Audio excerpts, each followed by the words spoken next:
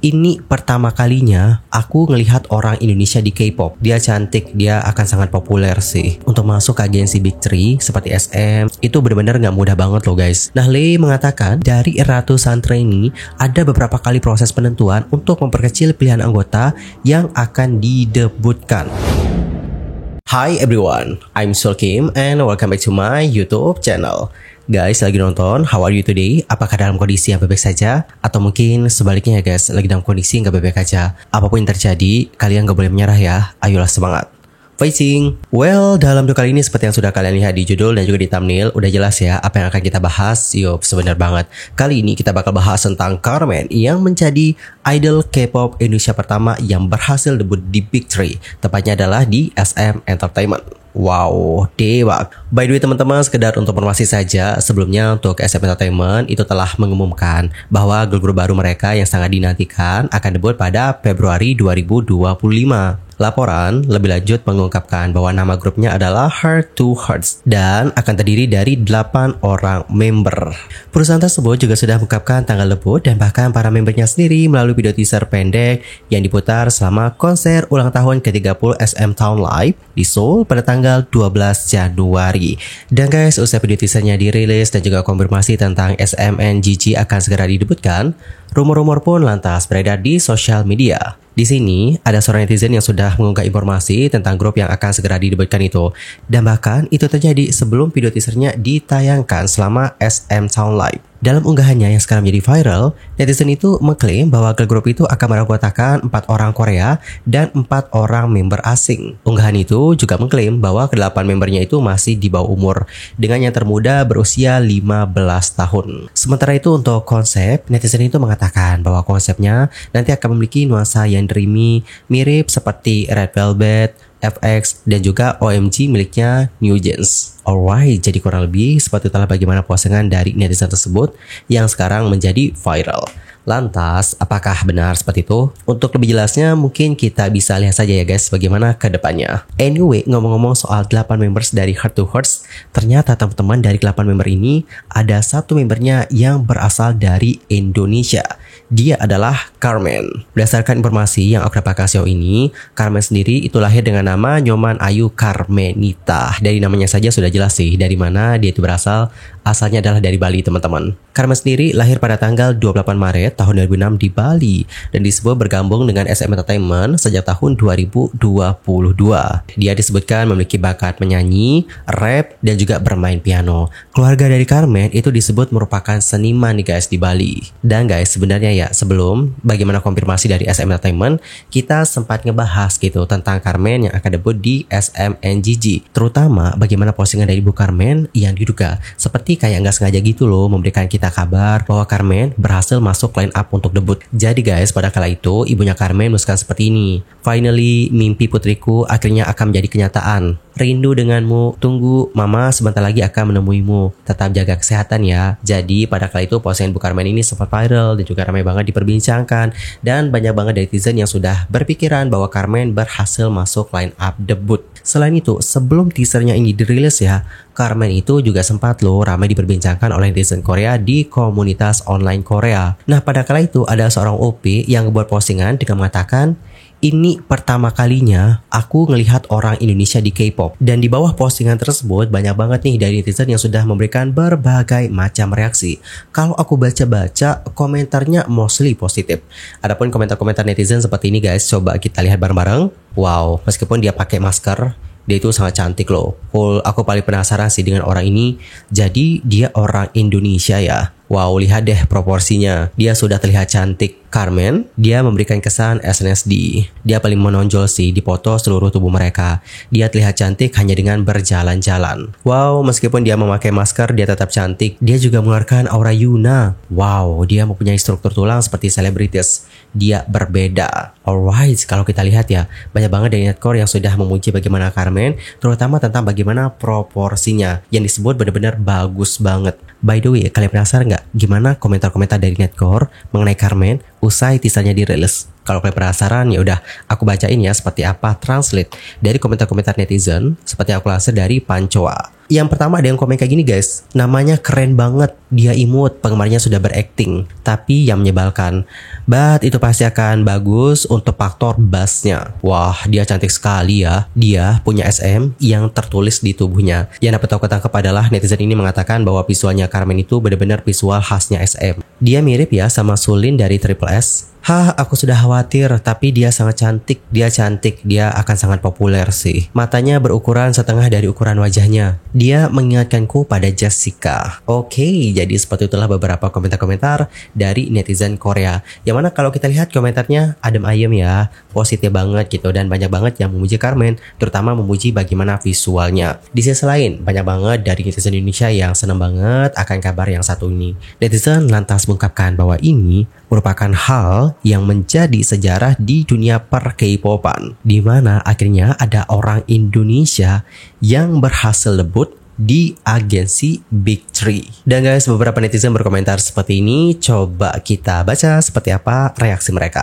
Merinding banget, Carmen debut. Yang ditayangin tadi udah fix debut semua kah? Ini beneran ya? Mana pernah ngomong mau diet lagi? Orang Padang kah? Saudaranya Suyong, maaf bercanda.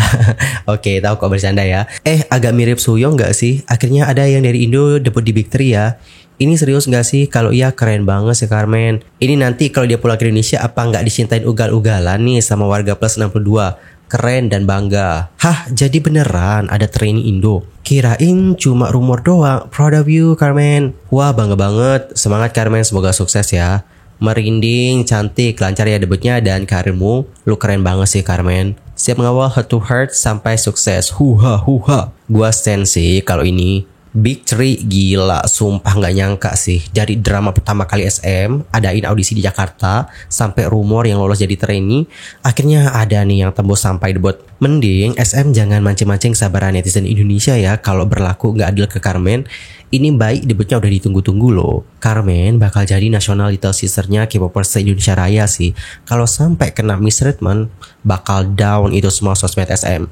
Congrats Carmen, good luck, proud of you girl. Alright teman-teman, jadi kurang lebih seperti itulah beberapa komentar-komentar dari Indonesia, yang mana banyak banget dari mereka yang mengatakan bangga banget melihat Carmen yang berhasil debut di agensi SM Entertainment. Mungkin di sini ada yang bertanya-tanya, kenapa netizen Indonesia itu bisa sebangga itu melihat ada orang Indonesia yang berhasil debut di agensi Big Three? What happened? Jadi mungkin di sini ada yang belum tahu, aku berikan informasi sedikit ya teman-teman.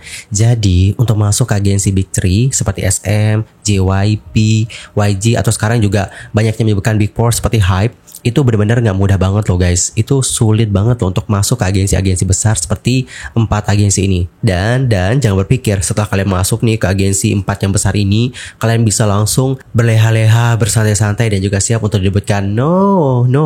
Setelahnya ya, setelah masuk itu bakal lebih keras lagi perjuangan kalian. Kenapa? Karena kalian akan bersaing dengan para trainee yang benar-benar luar biasa juga. Terkhususnya di SM Entertainment, beberapa idolnya yang juga sudah debut sudah menceritakan nih guys tentang bagaimana pengalaman mereka sampai berhasil didebutkan.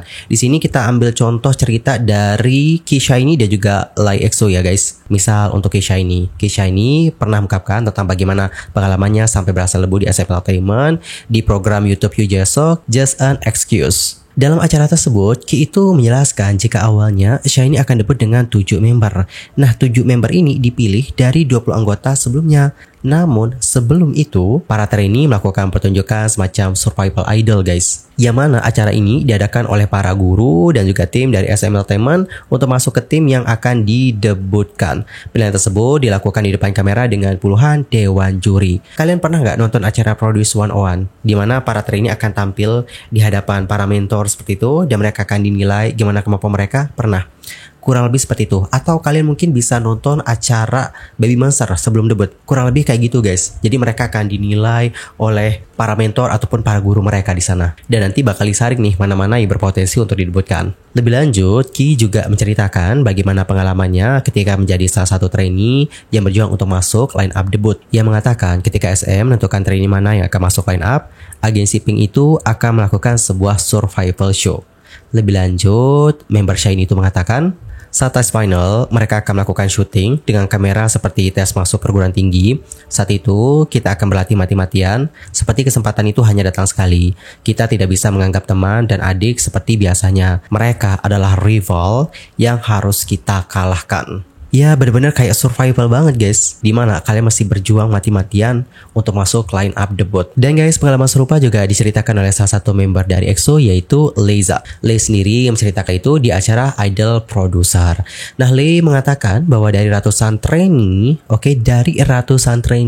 ada beberapa kali proses penentuan untuk memperkecil pilihan anggota yang akan didebutkan. Jika dari 120 peserta atau jika ada 120 peserta ya guys, nantinya akan ada 100 orang yang dipilih untuk mengikuti pemilihan anggota tim yang akan didebutkan. 100 orang ini akan diseleksi kembali dan dipilih 60 orang untuk diseleksi lagi. Setelah itu 60 orang nantinya akan diperkecil menjadi 24 orang. Dan dari 24 ini hanya 12 yang diambil dan didebutkan di EXO. Jadi buat yang belum tahu, dulu EXO-nya punya 12 orang member ya, dan bahkan punya subunit juga, ada EXO-K dan juga EXO-M. So, dapat kalian bayangkan sendiri gimana susahnya debut di agensi Big 3. That's not easy guys. Apalagi kalian juga masih bersaing dengan para trainee-trainee yang luar biasa juga. Lantas, apa sih benefitnya kalau kita itu bisa debut di Big 3?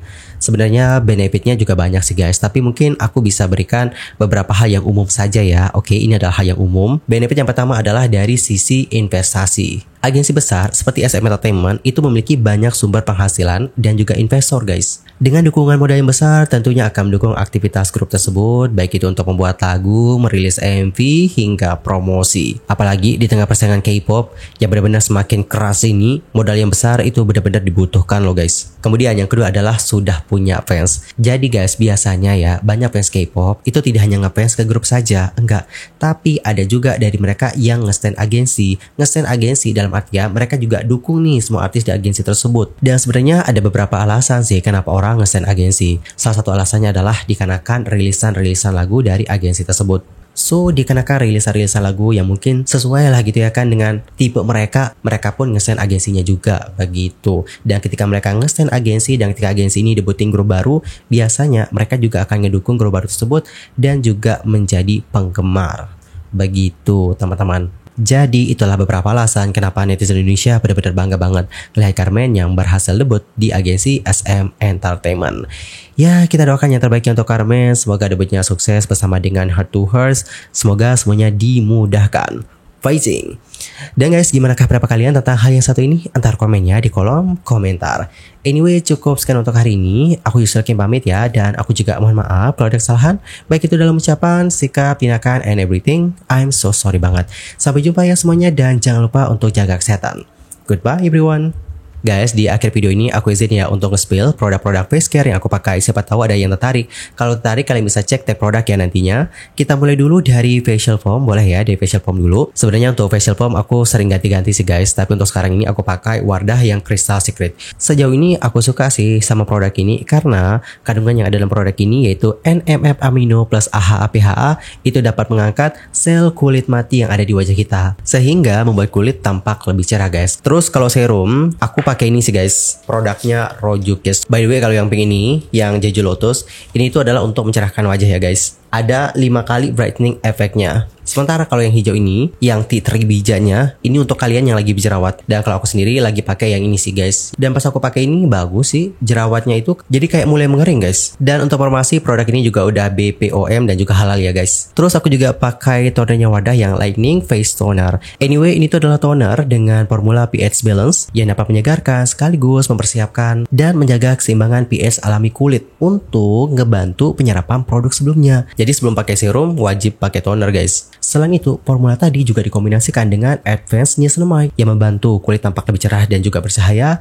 dengan pemakaian yang teratur. Terus untuk sunscreen, sebenarnya sunscreen aku sering ganti-ganti sih guys, tapi selama beberapa bulan terakhir, udah 2 bulanan sih, aku pakai sunscreennya Karasan. Yang aku suka dari sunscreen ini adalah pertama teksturnya sih. Terus ini tuh juga kayak nggak white cast. Terus aku juga pakai produknya Nasipik, Pitonasin yang Sleeping Mask. Ini tuh produk yang paling lama aku pakai dan belum pernah aku ganti. Aku udah pakai ini sejak era COVID sih guys. Yang buat aku suka dari produk ini tuh dia kayak seger di wajah. Terus juga kayak cepet banget gitu meresapnya. Dan ini juga buat wajahku tuh jadi lebih lembab. Kalau caranya sendiri aku kurang tahu ya, aku nggak bisa nilai juga. Kalau kalian sendiri gimana nih ngeliat wajahku, apakah kelihatan lebih cerah seperti itu?